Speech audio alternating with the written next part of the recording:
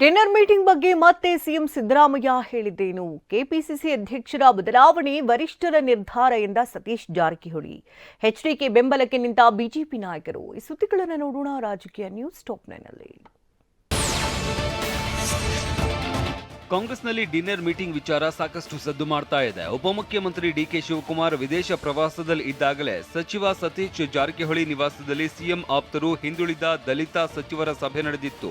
ಈ ಸಭೆಯಲ್ಲಿ ಸಿಎಂ ಸಿದ್ದರಾಮಯ್ಯ ಕೂಡ ಇದ್ದದ್ದು ಸಾಕಷ್ಟು ಸಂಚಲನ ಮೂಡಿಸಿತ್ತು. ಆದ್ರೀಗ ಡಿನ್ನರ್ ಮೀಟಿಂಗ್ ಸಿಎಂ ಸಿದ್ದರಾಮಯ್ಯ ಮತ್ತೊಮ್ಮೆ ಮೌನ ಮುರಿದಿದ್ದಾರೆ.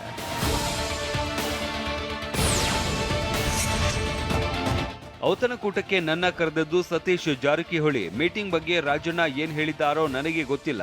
ಪಕ್ಷದ ಸಲುವಾಗಿ ಏನ್ ಮಾಡಬೇಕೋ ಅದನ್ನ ಚರ್ಚೆ ಆಗಿದೆ, ಬೇರೆ ಏನೂ ಇಲ್ಲ. ಕರೆದಿದ್ದವರೆಲ್ಲ ಊಟಕ್ಕೆ ಬಂದಿದ್ರು. ಡಿನ್ನರ್ಗೆ ಕರೆಯದೆ ಇರುವವರು ಯಾಕೆ ಬರ್ತಾರೆ ಅಂತ ಸಿಎಂ ಸಿದ್ದರಾಮಯ್ಯ ಪ್ರಶ್ನಿಸಿದ್ದಾರೆ. ಯಾರನ್ನ ಕರೆದಿರ್ತಾರ ಅವ್ರು ಊಟಕ್ಕೆ ಹೋಗ್ಬೇಕಲ್ವಾ? ಕರೆದಿದ್ದವರೆಲ್ಲ ಹೋಗ್ಬೇಕಾ? ಯಾರನ್ನ ಕರೀತಾರ ಅವ್ರು ಊಟಕ್ಕೆ ಹೋಗ್ಬೇಕು. 4 ಜನ ಕರೆದಿದ್ರು, ನಾವು 4 ಜನ ಹೋಗಿದ್ದೇವೆ. ಡಿಕೆಶಿಯನ್ನೇ ಟಾರ್ಗೆಟ್ ಮಾಡಿ ಸತೀಶ್ ಜಾರಕಿಹೊಳಿ ನಿವಾಸದಲ್ಲಿ ನಡೆದ ಡಿನ್ನರ್ ಮೀಟಿಂಗ್ ನಡೆದಿತ್ತು. ಕೆಪಿಸಿಸಿ ಅಧ್ಯಕ್ಷರ ಬದಲಾವಣೆ, ಕ್ಯಾಬಿನೆಟ್ ಪುನರ್ರಚನೆ ವಿಚಾರ ಕೂಡ ಚರ್ಚೆಯಾಗಿತ್ತು ಎನ್ನಲಾಗಿದೆ. ಆದರೆ ವಿದೇಶದಿಂದ ವಾಪಸ್ಸಾಗಿ ನಿನ್ನೆ ದೆಹಲಿಯಲ್ಲಿ ಮಾತನಾಡಿದ ಡಿಕೆಶಿ, ಔತಣಕೂಟಕ್ಕೆ ಸೇರಿದ್ದನ್ನು ರಾಜಕೀಯ ಯಾಕೆ ಬೆರೆಸ್ತೀರಿ? ಎಲ್ಲರೂ ಊಟಕ್ಕೆ ಸೇರಿದರೆ ತಪ್ಪೇನು? ನಾನು ಕೆಲವು ಬಾರಿ ಊಟಕ್ಕೆ ಕರೆದಿದ್ದೇನೆ ಅಂತ ಜಾಣ ಉತ್ತರ ನೀಡಿದ್ದಾರೆ.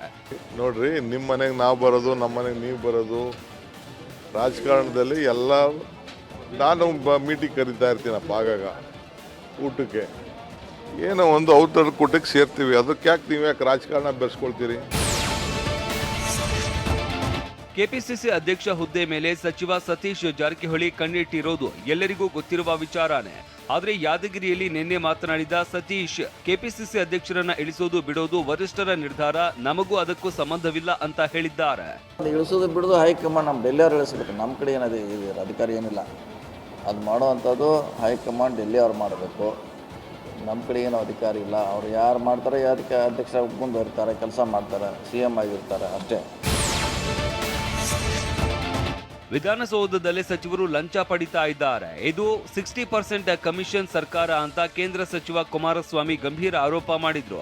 ಇದಕ್ಕೆ ತಿರುಗೇಟು ನೀಡಿದ್ದ ಸಿಎಂ ಸಿದ್ದರಾಮಯ್ಯ ಆರೋಪ ಸಾಬೀತು ಮಾಡುವಂತೆ ಸವಾಲ್ ಹಾಕಿದ್ರು. ಈ ಸವಾಲನ್ನ ಸ್ವೀಕರಿಸಿರುವ ಕುಮಾರಸ್ವಾಮಿ ಟ್ವೀಟ್ ಮೂಲಕ ಮತ್ತೊಂದಷ್ಟು ತಮ್ಮ ಆರೋಪಗಳಿಗೆ ಸ್ಪಷ್ಟನೆ ನೀಡಿದ್ದಾರೆ.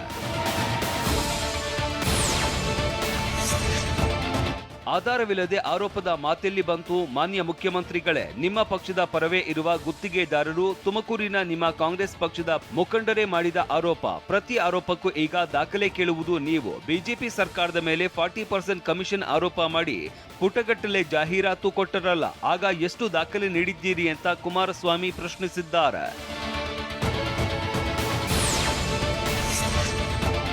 $60% ಆರೋಪವನ್ನ ದಾಳ ಮಾಡಿಕೊಂಡಿರುವ ಬಿಜೆಪಿ ನಾಯಕರು ಸರ್ಕಾರದ ವಿರುದ್ಧ ತೀವ್ರ ವಾಗ್ದಾಳಿ ನಡೆಸ್ತಾ ಇದ್ದಾರೆ. ಸಂಸದ ಬಸವರಾಜ ಬೊಮ್ಮಾಯಿ 40% ಆರೋಪ ಮಾಡಿದ್ದಕ್ಕೆ ಸಿದ್ದರಾಮಯ್ಯ ಅವರು ಸಾಕ್ಷಿ ಕೊಡ್ಲಿಲ್ಲ ಅಂತ ಹೇಳಿದ್ರೆ, ಅವಕಾಶ ಸಿಕ್ಕರೆ ಕಾಂಗ್ರೆಸ್ನವರು 100% ಕಮಿಷನ್ ಪಡಿತಾರೆ ಅಂತ ಮಾಜಿ ಸಚಿವ ಅಶ್ವಥ್ ನಾರಾಯಣ ಸರ್ಕಾರದ ವಿರುದ್ಧ ಕಿಡಿಕಾರಿದ್ದಾರೆ. ಮಂತ್ರಿಗಳಿಗೆ ಕೊಡಬೇಕು, ಇನ್ ಬೇರೆಯವರೆಲ್ಲ ಸೇರಿಸ್ಕೊಂಡ್ರೆ 100% ಇಂದ ಇವ್ರು ಏನು 100 ಮಾಡ್ತಾರೆ, ಸಿಕ್ಕಲ್ಲಿ 100 ಕೆಲವು ಕಡೆ ಒಂದ್ ಸ್ವಲ್ಪ ಅವ್ರಿಗೂ, ಯಾಕೆಂದ್ರೆ ಗುತ್ತಿಗೆದಾರ್ಗೂ ಒಂದ್ ಸ್ವಲ್ಪ ಬಿಡಬೇಕಲ್ಲ.